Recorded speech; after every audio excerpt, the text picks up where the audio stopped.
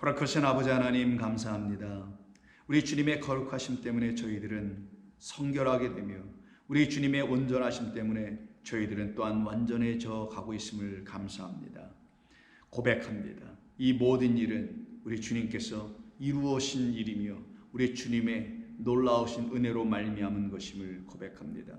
오늘도 주님께서 저희들의 삶을 주관하실 때 이 하나님의 거룩하심과 온전하심과 완전하심이 다 나타나게 하여 주옵소서.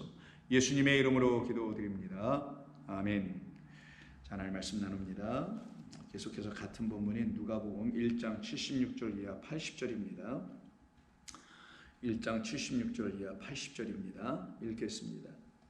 이하여 내가 지극히 높으신 이의 선지자라 일컬음을 받고 주 앞에 앞서가서 그 길을 준비하여 주의 백성에게 그 죄 사함으로 말미암는 구원을 알게 하리니 이는 우리 하나님의 긍휼로 인함이라. 이로써 돋는 해가 위로부터 우리에게 임하여 어둠과 죽음의 그늘에 앉은 자에게 비치고 우리 발을 평강의 길로 인도하시리로다 하니라. 아이가 자라며 심령이 강하여지며 이스라엘에게 나타나는 날까지 빈들에 있으니라. 아멘. 우리는 어제 78절에 있는 말씀인 이 모든 구원의 역사는 하나님의 긍휼하심으로 이루어진다는 것을 살펴보게 되었고요. 그 긍휼하다는 건 우리의 인생을 좀 불쌍한 인생들, 안타까운 인생들 하나님께 살피시고 돌보아 주신다라는 차원 정도의 긍휼을 말하는 게 아니라 육으로 있기 때문에, 땅으로 있기 때문에, 흑암과 어두움의 그 영적 상태로 있기 때문에 불쌍히 여겨주신다라는 의미에서의 긍휼이에요. 그럼 그 흑암이, 그 땅이 뭔가로 바뀌어져야 되게 하시는 게 하나님께서 우리를 긍휼히 여기심에 대한 목적, 결과가 되는 것 아니겠어요?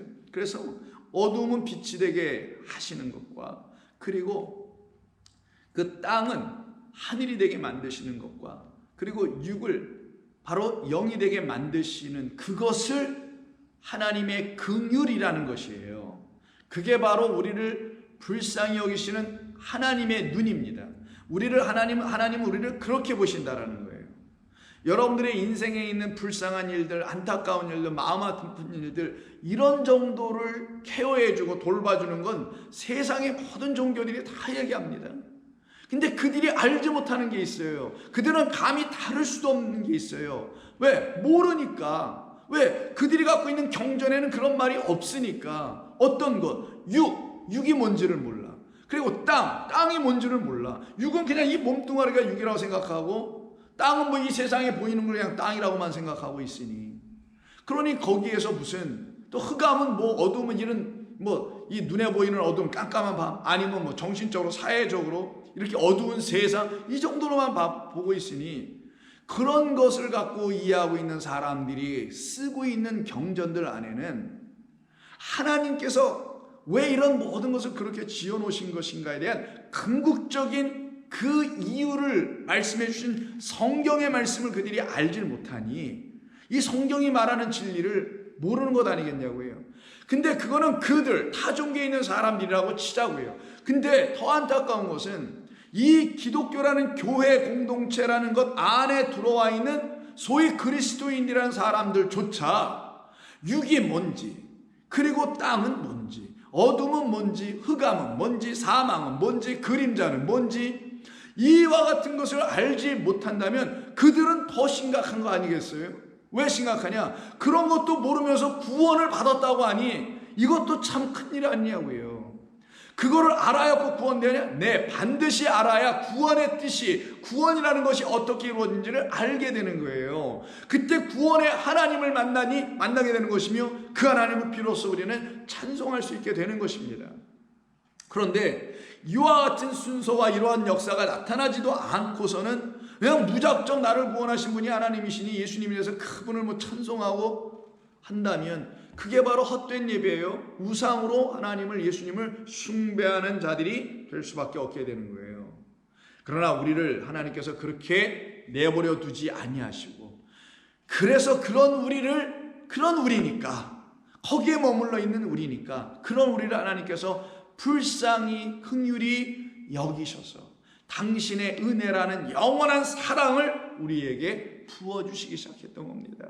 그래서 그 사랑 안에 들여다보니 하나님께서 우리를 향하여 조근조근 하나하나 가르쳐주시는 참되고 거룩한 진리의 말씀이 있더라는 거예요. 그 말씀은 인간의 말로, 인간의 가르침과 지식으로, 학문으로, 역사로 경험된 어떤 것으로 배우는 게 아니에요. 알려줄 수 있는 게 아니에요. 이거는 하나님께서 당신이 스스로 우리에게 계시해 주어야, 들주어 뚜껑 열어주고 덮여지는 걸 이거 제거해 줘야 그 안의 것을 우리가 비로소 들여다보게 될 때 그 안에 있는 놀라운 신비, 비밀이 들춰주게 되는 거예요. 그때 성도가 눈을 뜬다고 하는 거고, 귀가 열린다고 하고, 마음이 풀려지기 시작한다고 하는 것이고, 그때 그들 안에 하나님의 영의 역사가 드디어 시작되어서 하나님의 하시는 모든 약속과 언약 안에 있는 맹세들이 하나하나 모두 풀려지게 됩니다. 풀려진다는 건 이루어지게 되는 거예요. 그래서 어떤 일이 벌어지냐, 이 하나님의 모든 말씀이 하나하나 풀려져서 여러분들에게 깨닫게 되는, 깨달아 알려줄 수 있는 말씀이 되기 시작하게 되는 거예요. 그때 성도들이 기쁨을 누립니다. 그들의 영혼이 참으로 기뻐집니다. 감사하게 됩니다. 환희에 넘치게 됩니다. 지식으로 알아서 이런 것도 있었어? 이래서는 기쁨 없어요. 그게 무슨 기쁨을 줍니까? 내가 그 뜻을 깨달아 알아. 나라는 영혼이 구원받았구나. 이제는 진짜 생명이 내게 있구나. 그래서 네페시 하야라는 그런 흙으로 지어져 그냥 기식하는 호흡으로 살아가는 자, 그 수준에서는 어떻게 해야 된다고요? 그 선악과를 따먹는다니까요. 생명나무로 보지 못하고 하나님의 말씀을 선악 지식의 열매로 취하게 된다니까요. 하나님의 말씀을 생명나무로 못 취하게 된다니까요. 그런 그들에게 살려내는 영으로 오시는 둘째 아담, 하나님이 위로부터 동방으로부터 보내주는 빛으로 오신, 세상의 빛으로 오신 우리 그리스도께서 저와 여러분에게 오셔야만이, 그로 말미암아 우리가 드디어 생명의 말씀으로 그 하나님의 말씀을 취하기 시작하는 거예요. 그걸 놓고 생명나무의 열매를 먹는다라고 하는 거예요. 그런 역사가 일어나게 되는 것이 바로 구원이다. 이 구원함의 역사는 그래서 위로부터 오시고 동방으로부터 오셨다는 그리스도로 말미암아 이루어지는 것을 우리에게 가르치는 겁니다. 그가 오셔서는 어떻게 하냐, 그 흑암 가운데, 그리고 사망 가운데, 죽음의 그늘 가운데 앉아있는 자들에게 비추겠다라는 거예요. 그 비추다는 것이니 동방이 아닌 위의 것으로 비춰주는 거예요. 위의 것, 하늘의 것으로 땅에 있는 어둠의 것을 비춰주는 거예요. 땅과 육과 보이는 것이 어둠이기 때문에 그래요. 그래서 우리는 뭘 갖고 배우는 거냐, 이 보이는 것들, 이 어둠이라는 이걸 가지고 그 어둠의 빛이 비춰줄 때 이 어둠이 빛으로 말미암아 얘들이 전부 다 뭘로 바뀌냐, 하나님의 뜻을 가르치는, 하늘을 들추어내는 몽학 선생들로 다 바뀌어지게 되는 거예요. 그래서 이 흑암을 지으셨던 하나님께서 그 흑암이 곧 빛이었구나 라고 깨달아 알도록 하시는 거예요. 그때 여러분들에게는 더 이상 흑암과 빛이 둘로 나눠지지 않고 이 흑암도 빛이었구나라는 걸 알게 되는 거예요. 보이는 이 창조의 세계인 첫째 하늘과 첫째 땅이 곧 하나님이란 영원한 새 하늘과 새 땅이라는 것을 들춰내는 것이니 이게 같은 거였구나. 그런데 이것을 통하여 하늘에 참된 것을 보게 되면 이 눈에 보이는 것을 시시해서 더 이상 안 보게 되는 거예요. 어떤 의미에서 하늘의 영광, 하늘의 생명의 말씀이 그들에게 들어오기 시작하니 이 땅의 눈에 보이는 것이 그들에게 떠나고 오직 하나님만 보이게 된다는 거예요. 진짜 하나님이 보이니 이 눈에 보이는 게 시시할 수밖에 없어요. 영원하신 하나님이 보이니 진짜 창조주 하나님을 만나게 되니, 아버지를 만나게 되니 이 모든 것이 헛되죠. 해 아래에 있는 것들이 바로 그런 역사가 일어나게 되는 겁니다. 그래서 오늘 본문 중에서는 우리가 79절을 좀 집중해서 보게 될 텐데, 이 79절의 말씀을 제가 준비했거든요. 근데 이게 아마 제가 볼 때는 너무 길어서 둘로 좀 나눠야 되지 않을까 생각이 됩니다. 먼저 어둠과 죽음의 그늘에 앉아있는 자에게 비쳤다라는 말씀을 한번 우리가 집중적으로 살펴볼 텐데, 이런 말을 하게 된 이유가 뭐냐, 다시 말씀드리지만 어둠과 죽음의 그늘이라는 것은 땅을 얘기하는 거예요. 육적 존재들을 얘기하는 거예요. 아직 하나님의 영 살리기 위해서 우리에게 다시 찾아오신 둘째 아담이신 그리스도로 말미암아 그 영을 갖지 못하여 빛이 아직 우리 가운데, 진리가 비춰지지 않은 상태를 말하는 거예요. 그 상태를 잘 설명해 준 게 욥기서입니다. 욥기서는 의인의 고난이니 예수 믿는 사람들이 이 땅에 살면서 고난받지만 하나님을 믿고 의지하면 다 하나님이 건져내신다라는 이런 싸구려 같은 말도 안 되는 이야기라는 그런 복음이 아니에요. 이거는 욥은 누굴 말하냐? 하나님을 계시해 주는 거예요. 지금 우리라는 존재들을 욥을 통하여 설명하시되 그 욥이 지금 말하는 내용을 보면 전부 다 하나님의 일을 들춰내는 말들을 합니다. 그리스도께서 이 땅에 오셔서 하시게 될 일들이 무엇인지를 욥의 말을 통하여 전부 다 들춰주는 거예요. 그래서 욥기서가 등장하는 거예요. 단순히 예수 믿는 사람들이 고난당하다가 하나님을 드디어 제대로 깨달아 알게 돼서 반성 회개하고 돌이켜 가고 그런 얘기가 아니라, 눈을 아직 뜨지 못하고 있는 우리, 아직 그 빛을 보지 못하고 있는 우리라는 욥들에게 하나님이 찾아오셔서 하시는 일이 드러나게 되면, 그들에게 비춰져 역사되게 되면 그들이 다 이렇게 고백할 거라는 걸 얘기해 주는 거예요. 그게 바로 10장이십니다. 욥기서 10장을 보면 1절부터 내 영혼이 살기에 곤비하니 내 불평을 토로하고 내 마음에 괴로운 대로 말하리라. 이게 6이라는 거예요. 이게 바로 이 땅 흑암과 어둠, 죽음의 사망의 그림자 가운데 있는 우리들의 실존입니다. 우리는 이 정도밖에 안 되는 거예요. 우리는 여기에 머물러 있다라는 거예요. 단순히 욥이 지금 병이 들고 부인과 아이들은 다 죽고 떠나가고 그래서 자기 자신을 한탄하고 이런 얘기를 하는 게 아니라, 내 영혼, 이 네페시가 이 불쌍하기 그지없는, 곤비하기 그지없는, 하나님의 긍휼을 받지 않으면 끝장날 수밖에 없는 이런 휴먼 카인드, 인류라는 사실을 욥을 통해 좀 보여주는 이야기입니다.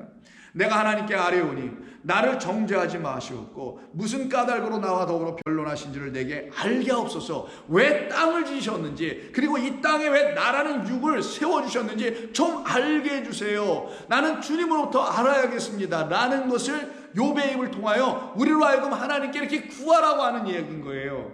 주께서 주의 손으로 지으신 것을 학대하시며 멸시하시고 악인의 꾀에 빛을 비추시기를 선히 여기시니, 그래서 드디어 빛이라는 말이 이제 나오기 시작합니다. 빛을 비추시는 하나님을 이 욥을 통해서 보여주고 들춰내주는 거예요. 주께도 육신의 눈이 있나이까? 그러면 답은 없지요. 이런 얘기를 하려고 하는 거죠. 우리나 육신의 눈이 있죠. 육신의 눈으로 보는 건 이거 눈에 보이는 육적인 것들밖에 더 보겠습니까? 근데 하나님은 영이시니 영으로 보게 되면 영밖에 또 더 보이겠냐고요. 이게 바로 욥을 통해 계속 얘기하시는 거예요. 주께서 육신의 눈이 있나이까? 주께서 사람처럼 보시나이까? answer는 no. 주의 날이 어찌 사람의 날과 같으며 주의 해가 어찌 인생의 해와 같습니까? 이때 주의 해는 우리 인생의 해라는 눈에 보이는 저 태양이 아닌, 주의 해라는 건 당신이 해가 되셨으니 당신 자체가 우리에게 빛의 근원입니다라는 걸 가르쳐 둘러 보여주는 거예요. 나의 허물을 찾으시며 나의 죄를 들춰내시나이까? 아니죠. 하나님은 우리를 그렇게 보시는 하나님이 아니라는 거예요. 우리를 하나님께서 이렇게 지어놓으시고서는 이 가운데 이 뜻을 깨닫지 못하여 이 틀에 갇혀있는 우리를 놓고 지금 얘기하는 거예요. 그게 바로 나의 죄를 들춰내시나이까? 주께서는 내가 악하지 않은 줄을 아시나이다. 그렇죠. 사람이 근본적으로 악한가요? 아니죠. 이 세상 주어진 것을, 지어놓으신 하나님 비워서 우리에게 주신 것을 잘못 바라봤기 때문에 악해진 거거든요. 그게 무슨 뜻을 가르치려고 하는지 그 뜻으로 보지를 못하고는 이걸 그냥 자기들의 인생의 영역을 위한 도구로만 사용하고 있으니 그들이 악해질 수밖에 없었던 겁니다. 뜻을 모르면 다 그럴 수밖에 없는 거예요. 악한 줄을 아시나이다. 주의 손에서 나를 벗어나게 할 자도 없나이다. 맞죠? 어디서 벗어날 거예요 우리가? 주의 손으로 나를 빚으셨으며 만드셨는데, 그래서 내가 유기의 존재, 하야신, 네펫이 하야 존재가 되어 있는 거예요. 네펫이 호흡하다라는 뜻이고요. 생명이라 번역을 했지만 하야, 생명이 있는데 호흡하는 생명만 갖고 있어요. 근데 그 생명이 뭘로 바뀌냐? 부활의 주님께서 문 딱 걸어 잠그고 있는 그 제자들에게 찾아가셔서는 숨을 확 내뱉으시면서 성령을 받으라 하죠. 그 영이라는 호흡이 그들에게 다시 들어와야 그들 가운데는 새 호흡, 곧 영으로 살아나게 되는 거예요. 그 상태가 아직 안 돼 있는 흙으로, 먼지로만 지어져 있는 상태를 갖다가 욥은 지금 이 세상 모든 인간들에게 가르쳐 주는 거예요. 그러니까 욥은 지금 하나님의 계시의 영이 그 안에 들어가서 하나님이 하시는 말씀을 마치 선지자처럼 하고 있는, 그래서 욥도 선지자란 말이에요. 그렇게 지금 하고 있는 겁니다. 주의 손으로 나를 빚으셨으며 만드셨는데 이제 나를 멸하시나이다. 기억하옵소서. 주께서 내 몸 지으시기를 흙을 뭉치듯 하셨거늘. 이건 진흙이란 뜻이에요. 진흙을 뭉치듯 하셨거늘 다시 나를 티끌로 돌려보내려 하시나이까? 아파로로 가게 하시나이까? 아버지는 그런 뜻을 갖고 계시지 않죠? 라고 하는 거예요. 우리에게 가르치는 겁니다. 우리를 티끌로 가게 하실 뿐이 아니라 우리를 그 티끌에서 다시 영이 되게 하실 뿐. 그런데 내가 티끌이라는 사실, 육이라는 사실, 먼지라는 사실을 알았으면 먼지는 먼지 사망의 자리에서 끝이 나야 함을 알아야 한다. 그게 정녕 내가 죽어야 한다는 것을 가르치는 하나님의 말씀인 거예요. 그게 바로 티끌로 내려간 자의 결국이기도 하고 자기 자신이 누군지를 알게 되는 거죠. 주께서 나를 적과 같이 쏟으셨으며 엉긴 젖처럼 엉기게 하지 아니하셨나이까? 피부와 살을 내게 입히시며 뼈와 힘줄로 나를 엮으시고 생명과, 그리고 난 다음에 생명과 은혜를 내게 주시고. 그게 뭐예요? 내가 육으로 지어져 있지만, 그래서 혈육뼈 뭐 이런 게 다 나오잖아요. 그러나 그 안에 하나님은 생명과 은혜, 여기서 생명이 하임이에요. 하야 살아나게 하다, 하임 생명이에요. 그 하나님께서 내게 주신 생명과 하나님께서 내게 주신 은혜라는 헤세드를 동시에 내게 또 주셨습니다. 이건 뭡니까? 모든 육들아, 인간들아, 알아들으라고 하는 거예요. 우리 인류에게 가르치는 겁니다. 인간에게. 너희들, 우리라는 존재들은 어떤 존재냐? 혈과 육으로만 지어진 것이 아니라 이 안에는 하나님의 생명과 하나님의 은혜라는 헤세드라는 그 인자하심이 이 안에 같이 들어와 있다는 걸 알아라는 거예요. 그래서 내게 그 생명과 은혜를 주시고 나를 보살펴 주셨기 때문에 내 영이 지금 사마르 지켜지고 있습니다. 보호되고 있다는 거, 이건 지키다는 건 뭘 행동으로 지키는 게 아니라 내 영이 지금 지켜지고 있습니다. 보호되고 있습니다. protected, guard, 그렇게 보호되고 있습니다 라고 하는 거예요. 그러면 생명과 은혜를 내게 주시고 나를 보살펴 주신 하나님으로 말미암아. 그럼 보살핌은 뭐예요? 하늘에서 인자가 우리 가운데 보내심을 받고 그 독생자가 우리에게 오시는 그 사건, 말씀이 육신이 되어 오시는 사건, 그래서 육신의 상태에 있는 우리를 다시 말씀의 상태로 바꿔주시기 위해서 말씀으로 오셔서 육인 우리들에게 찾아오신 그 그리스도 예수님의 방문하심, 찾아오심, 하늘에서 하나님께서 우리에게 찾아와 주심을 갖다가 여기 보살핌이라는 단어, 파카드라는 단어를 쓴 거예요. 근데 파카드는 우리가 어제도 말씀을 나눴을 때 어제 본문 78절에 우리에게 동방으로부터 그 위에 있는 그 해가 임한다는 말이 있었죠. 임하다. 그리고 68절에서는 그 백성을 돌보아 주다라는 말이 있었죠. 이게 바로 다른 단어가 아니라 에피스캡토마이라고 했었습니다. 그 단어 헬라어는 히브리어 여기 지금 10장 12절, 욥기서 10장 12절인 보살핀다는 말과 똑같은 말이에요. 이 보살피라는 히브리어 파카드라는 말로 헬라어로 번역하면 그렇게 나오는 것뿐이에요. 토마이라는 단어로. 자, 히브리어는 중요하지 않고 이 말에 어서 썼다라는 게 중요해요. 똑같이. 그 말은 뭡니까? 욥이 말하는 건 당신께서 내게 찾아오셨다라는 거예요. 무엇으로? 생명과 은혜로 내게 오셨다라는 거예요. 생명과 은혜를 내게 주시려고 나에게 찾아오셨다는 건 당신이 생명과 은혜로 오셔야만이 생명과 은혜를 내게 주실 거 아니겠어요. 그래 그분의 이름을 생명이요. 그래서 I am the life라고 한 거예요. 내가 생명이요. And also 뭐 resurrection, 부활이다. 내가 생명이야. 그리고 내가 너희들에게 긍휼을 베풀러 온 하나님의 사랑이야 라고 오신 거예요. 우리 주님이. 그걸 갖다가 파카드, 보살피다고 했는데 이 보살피다는 방문하다예요. 찾아오다라는 게 그 근본 뜻이. 여러분 기억나시죠? 어제 말씀 나눴으니. 그래서 이 말이 사용대가 어디냐? 생명이라는 하나님이 주시는, 위에서 주시는, 위로부터 내려오는 그 생명을 아직 갖지 못하고 땅에서부터만 갖게 되는 그 생명을 가져보려고, 그 생명이 또 전문자 알고 그 생명으로 대를 잇니 대를 못 이면 이 땅에서 생명이 끝나고 이 땅에서 끝이 나냐는 그런 육적이고 이 땅의 생명의 차원에 땅에 여전히 머물러 있는 자들인 아브라함과 사라에게, 즉 하나님의 약속하신 그 씨인 위에 생명을 아직 갖고 있지 못한 그들에게 빛과 물과 씨라는 첫째 둘째 셋째를 하늘들로 샤하마임이니까 하늘들로 아직 갖고 있지 못한 이들에게 그 상태가 뭐예요?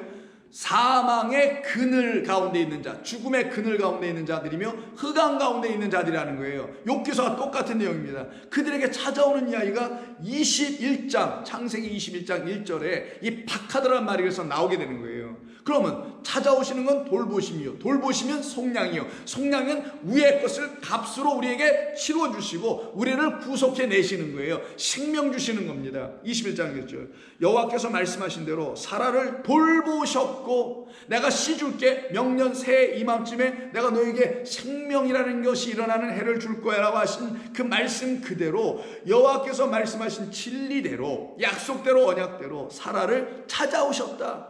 박하다하셨다. 여호와께서 말씀하신 대로 사라에게 행하셨으므로 드디어 사라가 어떻게 해요? 임신하고 잉태를 하고 하나님이 말씀하신 시기가 되어 노년의 아브라함에게 아들을 낳게 해주더라. 이때 아들이 겉으로 볼 때는 이삭이지만 하나님의 기뻐하심의 자녀들이 되었다는 사실을 알려주려고 기쁨의 웃음이라는 이름으로 이 이삭을 주는 거잖아요. 이삭의 말의 뜻이 그런 것이니 여기에서만 나오지 않습니다.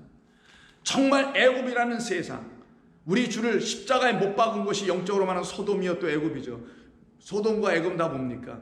동방으로부터 동방을 향하여 가려고 하는 자들이죠. 동방으로 막 이렇게 가고 있는 자들, 시날 평지에서 바벨탑을 지은 자들, 동방으로 곧 에덴 동산으로 스스로 진입하려고 하는 자들, 자기들이 스스로 종교를 만들고 철학을 만들고 뭐 어떤 등등의 것들을 만들어서 그 동방이라는 영원으로 영생으로 스스로 진입하여 들어가려고 애를 쓰는 자들, 바로 그들을 놓고 애굽의 백성들이라고 하죠. 그래서 그 애굽의 백성된 그들에게, 애굽화되어 있고 소돔화되어 있는 그들에게 하나님께서 누구를 보내시나? 창세기 37장 이후에서 하늘에서 온 인자라는 것을 보여주는 요셉을 그들에게 보내는데, 그가 죽임을 당하는 것처럼 보내줍니다. 그래서 피에 옷을, 염소 피에다 옷을 다 적셔가지고 그 피 묻은 옷을 그 아버지 야곱에게 그 형제들이 갖다 줬어는 우리 형제 바로 아버지의 아들 요셉이 이렇게 짐승에게 밥이 되어 죽임당했습니다. 시체는 찾지도 못하고 왔습니다. 근데 사실 그랬네요. 아니죠.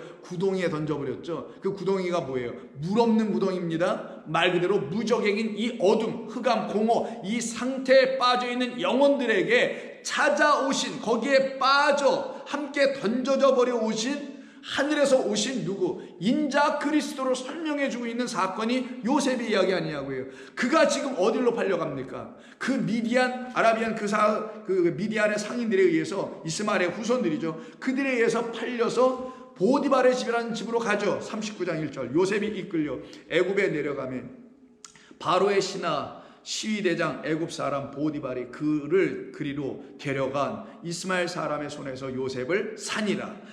여호와께서 요셉과 함께 하심으로 그가 형통한 자가 되어 그의 주인 애굽 사람의 집에 있으니 그의 주인이 여호와께서 그와 함께 하심을 보며 또 여호와께서 그의 범사에 형통하게 하심을 보았더라. 요셉이 그 주인에게 은혜를 입어 섬김에 그가 요셉을 가정총무로 삼고 자기의 소유를 다 그의 손에 위탁했다라는 말을 써요. 여기서 위탁하다라는 말이 돌보게 하다라는 뜻이죠.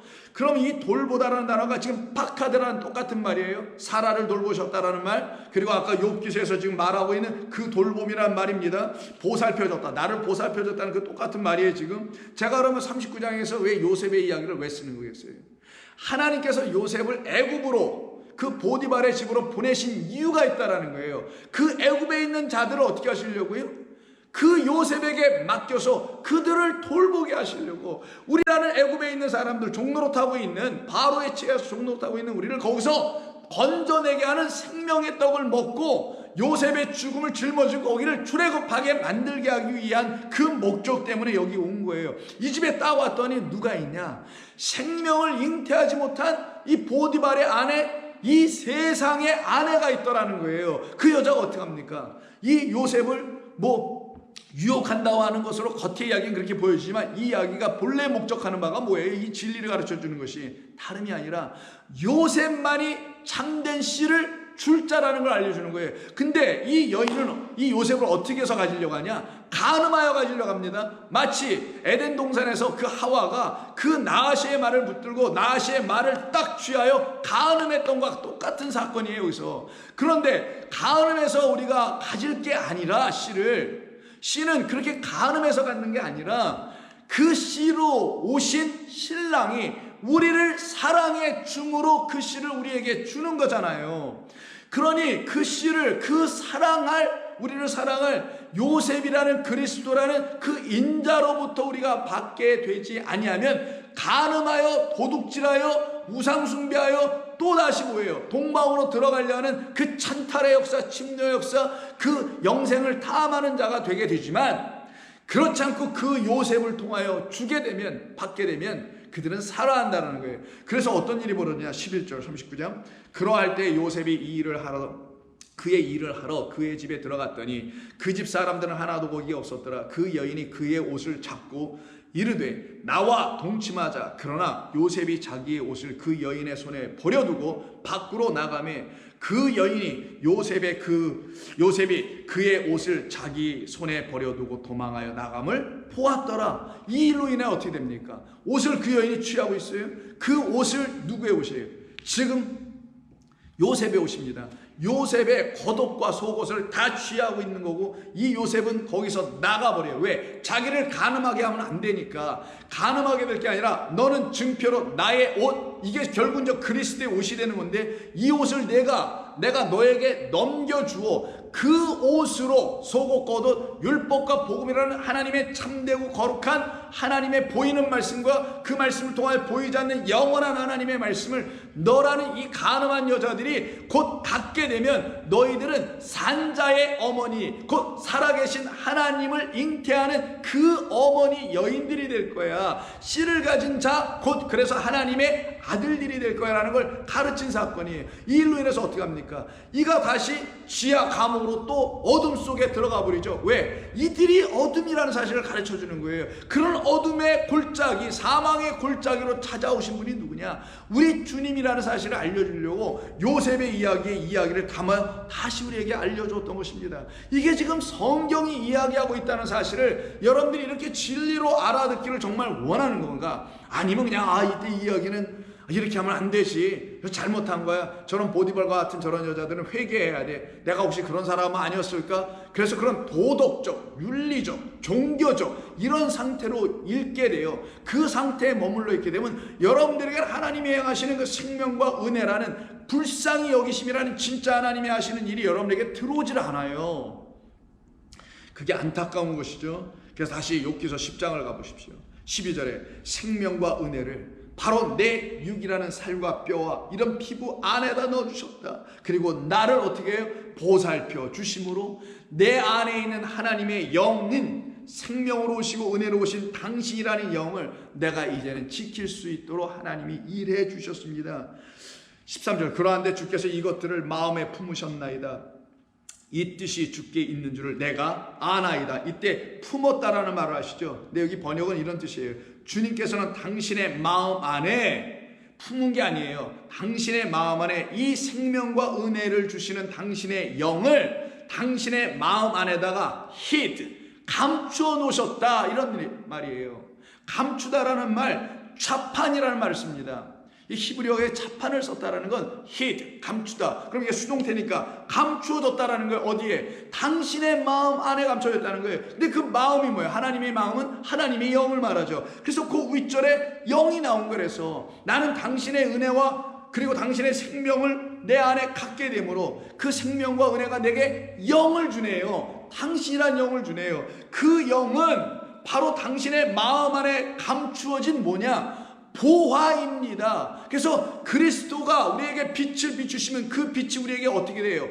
그 보배가 그 빛이라는 사실을 알게 되는 거예요. 그래서 잠깐 고린도 후서를 한번 보시면 바울이 고린도 후서에서 이런 얘기를 하는 거 여러분 아실 겁니다. 4장 5절 우리는 우리를 전파하는 것이 아니라 선지자는 우리를 자신을 전파하잖아요. 오직 그리스도 예수의 주되신 것과 또 예수를 위하여 우리가 너희의 종된 것을 전파함이라. 어두운 데 흑암과 사망의 그늘 가운데 있는 자들에게 빛이 비추라 말씀하셨던, 즉 창세기 1장 2절 3절을 얘기하는 거예요. 하셨던 그 하나님께서 예수 그리스도의 얼굴에 있는 하나님의 영광을 아는 빛을 우리의 마음에 비추셨다. 그 마음 안에 비춰주니 하나님의 마음이 보이고 하나님의 마음이 들려지기 시작하는 거예요. 하나님 무슨 생각을 갖고 이런 일을 다 하신 것인가? 하나님이 어떤 말씀으로 이런 말씀을 다 마음으로 이런 말씀을 기록해 우리에게 주신 것인가를 알아듣기 시작하는 겁니다. 그걸 갖다가 빛을, 하나님의 영광을 아는 빛을 그리스도 예수 그 얼굴에 비추어 우리의 마음에 비춰주셨다는 거예요. 우리가 이 보배를, 이때 그런 보배를 뭐겠어요? 문맥상에서 그리스도 안에, 얼굴 안에 있는 빛이 보배라는 거예요. 그 빛을 보는 자들을 보배를 가진 자라는 거예요. 이 보배를, 질그릇, 우리라는 그릇, 흙으로 빚어진 우리 이 질그릇 안에 이 보배를 가졌으니 이는 심히 큰 능력은 하나님께 있고 우리에게 있지 아니함을 알게 하려 함이라 라고 하는 이 보배를 갖는 이야기 있죠. 그래서 다시 욥기서 10장 13절에 그러한데 주님께서는 주님의 마음 안에 이 보배를 감춰 놓으셨다라는 거예요. 그 보배가 뭐예요? 생명, 은혜, 영입니다. 생명, 은혜, 영이 바로 내게 비춰주는 그리스도로 이 땅에 오신 예수님이 비춰준 말씀이라는 빛이었던 거예요. 그걸 뭐라고 한다고요? 보배. 그래서 이 차판이라는 단어, 이 차판이 품는 게 아니라 그 안에 감추어진 비밀인데 그걸 갖다 뭐라고 하냐? treasure, 보화라고도 번역을 할 수 있는 단어예요, 이게요. 그래서 차판은 숨기다, 그리고 보화. 그래서 여러분 잘 아시는 마태복음 13장에 예수님께서 7개의 천국에 대한 비유를 쭉 연속해서 하시는 그 비유의 이야기가 있어요. 그 비유의 이야기에서 여러분 보시면 44절 이런 말이 나오죠. 천국은 마치 밭에 감추인, 요 말을 쓰죠.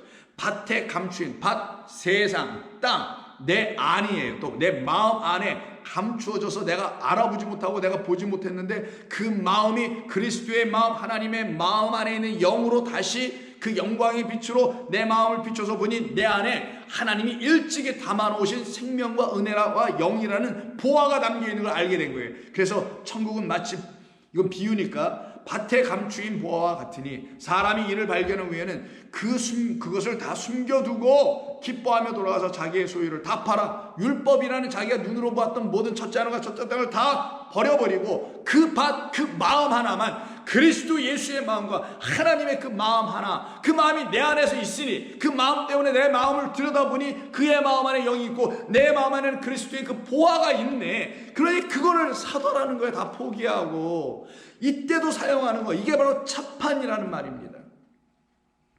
오늘 말씀이 어떻게 보면 어려울 수도 있겠지만 하나도 어려운 거 아니니 여러분들이 반복해서 들으시고 이 말씀이 여러분들에게 생명이 되고 영이 되어 들어올 수 있도록 여러분은 하셔야 되는 거예요. 자, 중략하고 18절로 넘어갑니다. 욥기서 10장 18절. 주께서 나를 태에서 나오게 하셨으면 어찌함입니까? 나를 태에서 나오게 하셨다? 이게 뭐냐면 빛이 없는 어둠 속에서 나와야 한다는 거예요. 한 번 지어진 것으로 되지 않으니 거기서 나와야 되는 거. 그래서 그것을 이루는 것을 해산이라고 하는 거예요. 그래서 태에서 나오게 하셨으면 어찌함입니까? 어찌하기는 내가 너를 생명을 주기 위해서 태에서 나오게 하는 것이지 그렇지 아니하셨더라면 내가 기운이 끊어져 아무 눈에도 보이지 아니했을 것입니다. 맞죠? 있어도 없는 것 같이 되어서 태에서 바로 무덤으로 옮겨졌을 것입니다. 이때 무덤이 사망이에요. 그러면 무덤으로 옮겨졌다는 말을 왜 한 것이냐? 무덤으로 옮겨져야 되는 거예요. 우리는요, 그리스도 예수와 함께 죽는다는 그 말, 우리의 첫 자리는 사망의 자리였다는 걸 알려주는 게 예수님께서 십자가에서 죽으심이고 그가 무덤으로 내려가시는 거예요. 그 무덤이 어디냐? 바로 우리가 있는 곳이에요.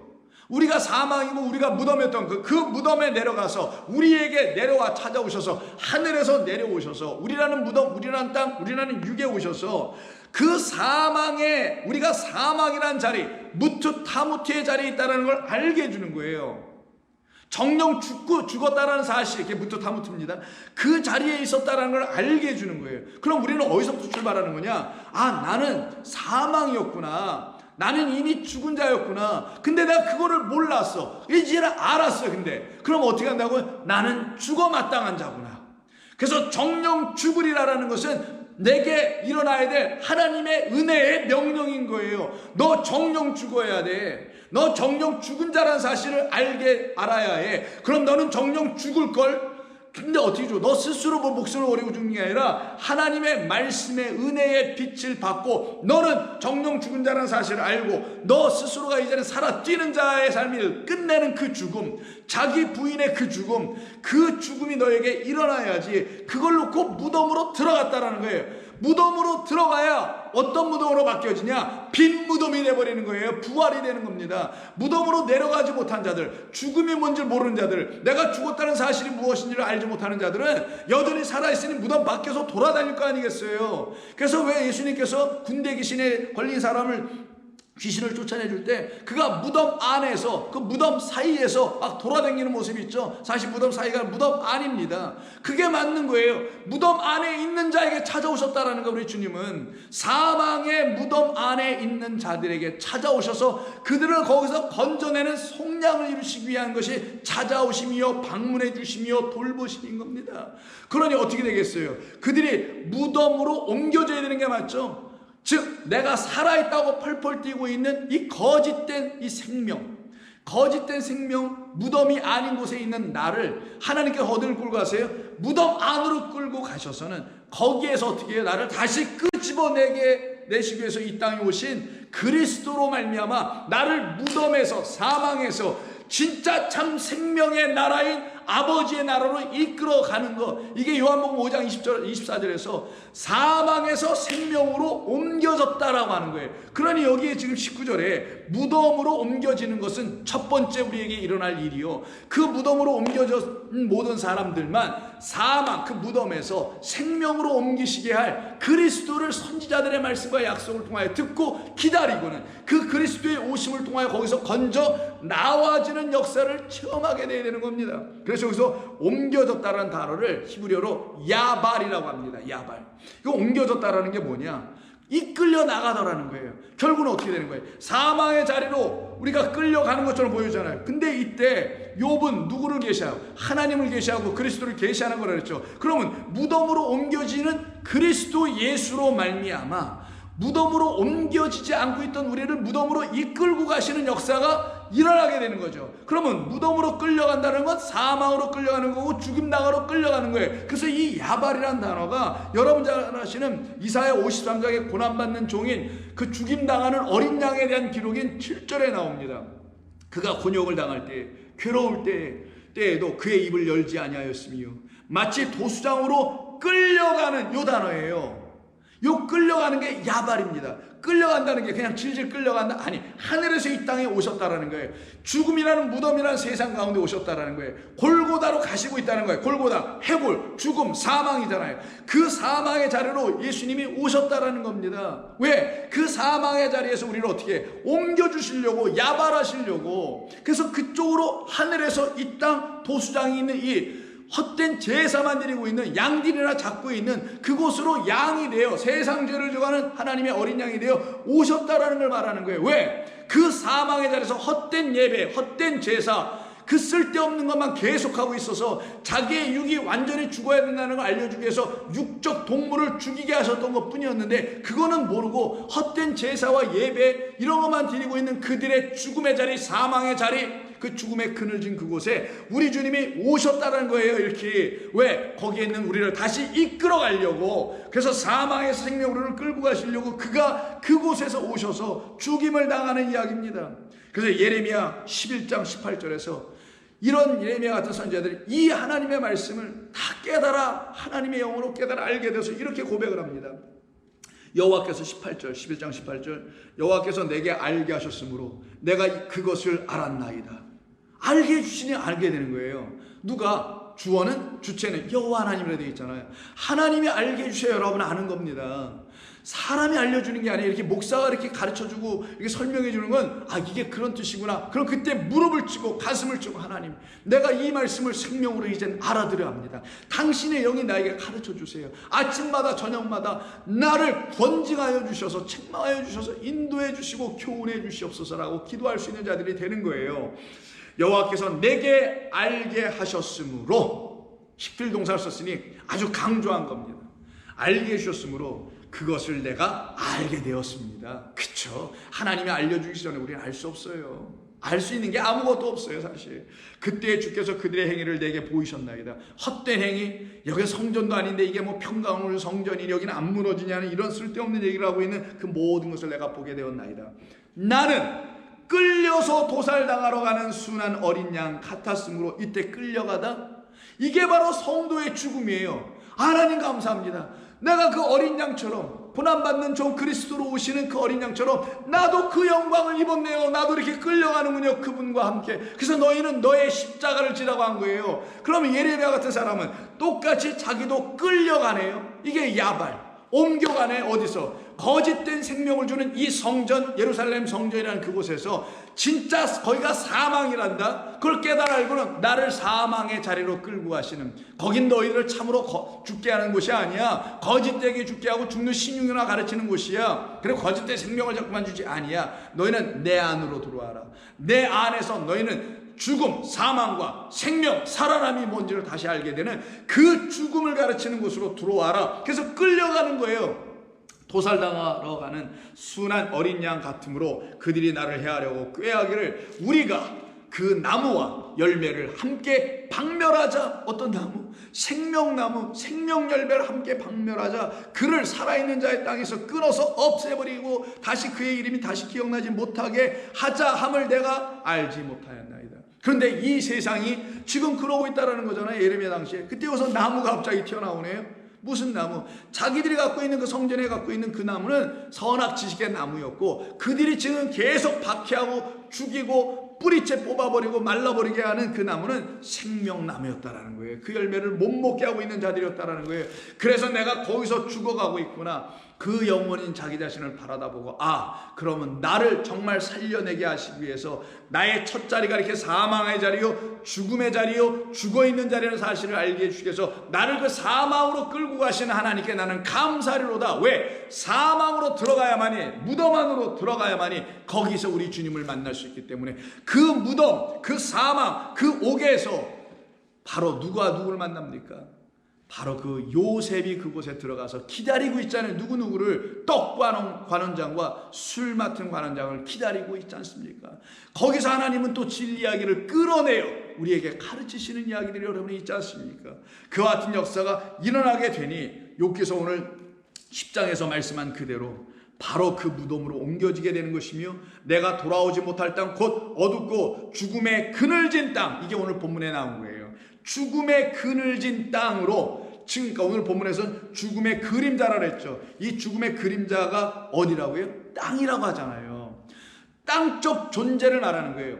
땅적 존재는 위에 있는 보이는 해에 의해서 비침을 받는 자들이에요. 근데 하늘된 영적 존재들은 그 눈에 보이는 해의 비침을 받지 않기 때문에 그림자가 생기지 않는 거예요. 세상의 물리학적, 이 물리적인 세상에서는 하늘의 태양이 비치면 여러분 그림자가 당연히 생기죠. 이 빛이 비춰서 여기 뒤에 그림자가 있는 것처럼. 그러나 하나님의 영광이라는 빛이 여러분에게 진짜 해가 되어 동방이 되고 위가 되어 여러분에게 찾아오셔서 진리의 빛을 비치면 그림자가 안 생겨요.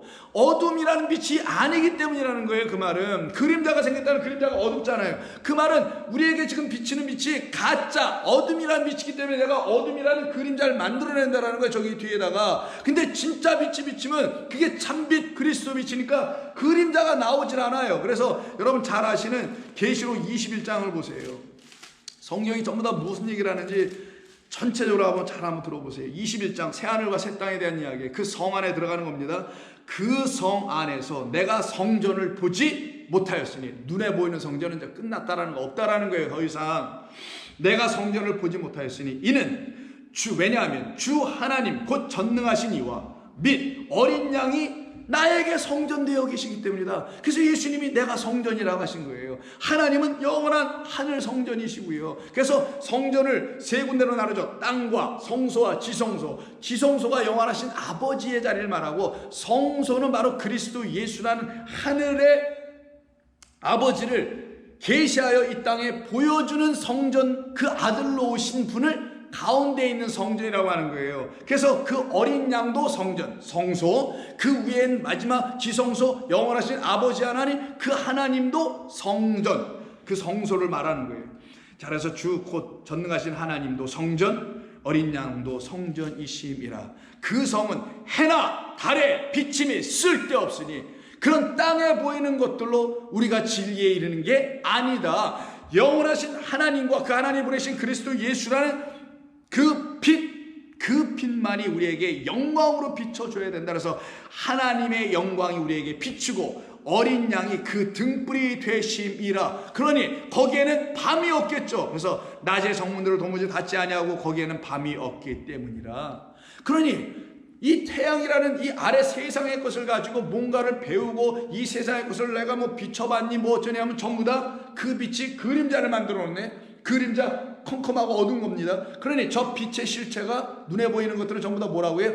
어둠이야 라고 하는 거예요. 이 눈에 보이는 모든 세상은 어둠이고 흑암이고 육이고 사망이고 그늘이라는 거예요. 그러나 이 위를 지금 비춰주고 계시는 영원하신 하나님이 진짜 빛이고 그리스도 예수 어린 양이 진짜 나에게 등불이라는 사실을 알게 될 때 주의 말씀은 내 발의 등불 어린 양이시며 내 길에는 영원하신 하나님 빛이시니다라고 하는 거예요. 시편에서 그 역사가 여러분들 가운데 이루어지기 시작합니다. 그러면 땅은 어떻게 되냐? 진짜 나라는 이 땅, 나라는 존재는 어둡다라는 사실을 그때 비로소 알게 되는 거예요. 누구를 만나기 전에는 영광의 하나님, 빛을 영광으로 비춰주시는, 그래서 그림자를 만들어내는 빛이 아니라 진짜 참빛은 그림자를 안 만들어요. 마치 모세가 가시떨기나무에 불이 붙었는데 그 불로 연기가 나지 않아, 소진되지 않아, 소재되지 않아, 타질 않아요. 마치 그런 불을 만나야 되는 것처럼 우리는 또 그런 빛을 봐야 되는 거예요. 참빛, 참불을. 그래서 다시 10장 21절 내가 돌아오지 못할 땅 곧 어둡고 죽음의 그늘진 땅으로 가기 전에 그리하옵소서. 땅은 어두워서 흑암 같고 죽음의 그늘이 져서 아무 구별이 없고 광명도 흑암 같으니라. 이게 우리의 자리. 이 자리에 지금 누가 오시냐? 그 죽음에서 생명으로 야발 옮기시게 하시려고 하는, 그래서 그 옮기심이 뭔지를 알 때는 자기들 스스로 십자가를 지고 죽음, 이 애굽이라는 곳에서 생명으로 넘어가기 위해 골고다를 반드시 통과해야 되는 나, 그리고 여러분이라는 사실을 알게 되는 거예요. 그때 그들에게는 하늘에서 하나님이 생명의 나팔을 울려주게 되는 겁니다. 생명의 진리의 말씀을 여러분들의 심령 가운데 울려지게, 들려지게 선포해 주는 거예요. 그러니 이 야발이 나팔이 돼요. 그래서 그때 나팔을 뭐라고 하냐? 요벨이라고 하는 것이고, 요벨은 곧 하나님의 말씀이 진리의 일곱 말씀으로 들려질 때 이 땅의 것이 떠나고 성령이 내게 임하여 오순절의 역사, 희년의 역사가 딱 떨어지게 되는 거예요. 그래서 희년이라는 말도 또한 동시에 요벨에서 나오는 겁니다. 그 말씀은 내일 또 말씀을 나누도록 합니다. 기도하겠습니다. 하나님 고맙습니다. 오늘도 저희들에게 주신 거룩하고 복된 말씀을 통해서 주님이 우리들 안에서, 우리를 또한 위해서 지금까지 하셨던 모든 일들이 무엇인지를 조금이나마 깨달아 알 수 있도록 성령이 주관하시고 인도하시는 줄로 믿습니다. 아버지 하나님, 저희들 불쌍하고 연약했던 저희들, 한심했던 저희들이었지만 우리 하나님의 긍휼을 입었기에 이제는 그 긍휼 안에서 주님의 말씀의 빛을 비춤을 받고 깨달아 알게 되어 어둠의 자리에 있었던 나를 이제 광명의 빛으로 끄집어내시는, 생명의 나라로 들어가게 하시는, 동방 에덴으로 다시 들어가게 하시는 은혜의 역사가 있는 줄로 믿습니다. 성도들 모두에게 이와 같은 역사가 일어날 수 있도록 더욱더 말씀을 사모하며 말씀을 구하는 종들, 기도하는 종들 되게 하여 주옵소서. 예수님의 이름으로 기도드립니다. 아멘.